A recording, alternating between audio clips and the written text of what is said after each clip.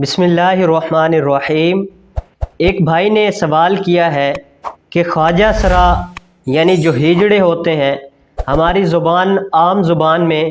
انہیں خسرا کہا جاتا ہے، تو کیا ان کی نماز جنازہ پڑھی جائے گی یا نہیں؟ دیکھیے، اس کا جواب یہ ہے کہ ہیجڑا اگر مسلمان ہے تو اس کی نماز جنازہ بھی پڑھی جائے گی، بلکہ دیگر مسلمانوں کی طرح اس کی بھی نماز جنازہ پڑھنا یہ فرض کفایہ ہے۔ اس کے بارے میں میرے سیدی اعلیٰ حضرت مجدد دین و ملت امام اہل سنت الشاہ امام احمد رضا خان فاضل بریلی علیہ رحمہ فتاوی رضویہ کی جلد نمبر 2 اور صفحہ نمبر 175 کے اندر یہ لکھتے ہیں کہ ہیجڑا جو ہے اگر مسلمان ہے تو اس کی نماز جنازہ فرض ہے، اور نیت کے اندر جو ہے وہ مرد و عورت کی تخصیص ہرگز بھی نہیں ہے، اس وجہ سے کہ مرد اور عورت کی ایک ہی دعا ہے۔ خصوصاً یہ جو ہیجڑے یہاں ہوتے ہیں ہمارے علاقوں میں،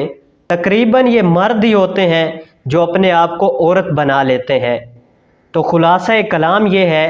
کہ ہیجڑا جو ہے، خسرا جو ہے، اس کی نماز جنازہ پڑھی جائے گی